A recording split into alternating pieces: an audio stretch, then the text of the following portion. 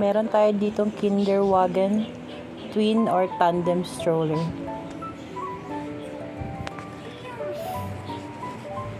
Ayan, all good yung safety belts niya. 5-point yan.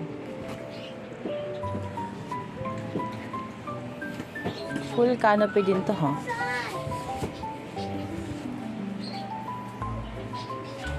May zipper dyan sa gilid. Kapag gagamitin nyo. Ito yung zipper niya para ma-extend yung canopy. Mesh din yan. So, kita nyo yung kids kapag tulog.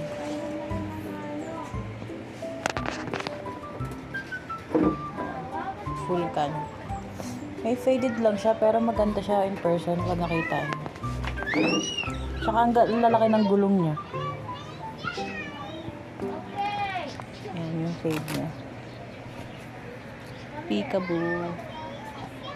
Pwede nyo tanggalin yung canopy kung nasa mall lang naman kayo. At di naman mainit din. Reclining siya, so pwede humiga yung bata. Pag sitting straight, ganun lang gagawin nyo. Both of the seats are reclining, ha. Hihilahin nyo to kapag ibababa nyo. Kapag i-recline nyo. Ganito look niya sa inside, oh. Oh. Madali. Ganyan siya. Makahiga. This one, reclining din to, ha. Yung nasa harap. Both of them are reclining. Sabay dapat ba? I-click nyo lang yan. Sabay magkabilaan. Oo, sabay. Kasi nahihiga siya both. So, maganda.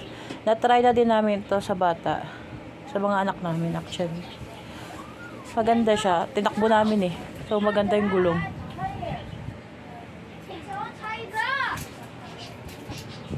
Ayan.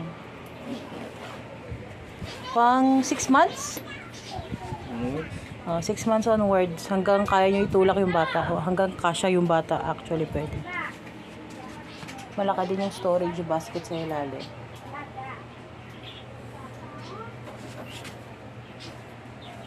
Pag isasara nyo. Yan.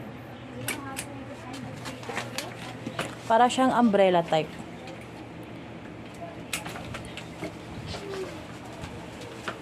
Pero tandem.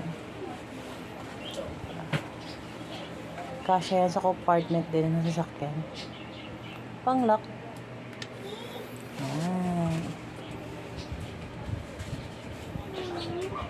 Madali din i-store kasi nga umbrella type siya.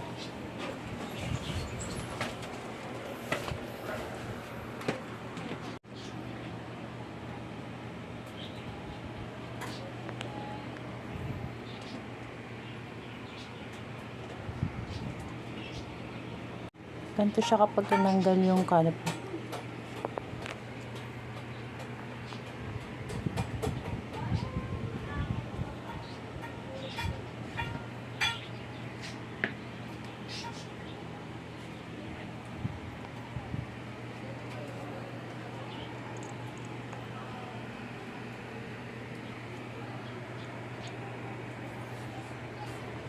Naangat din to.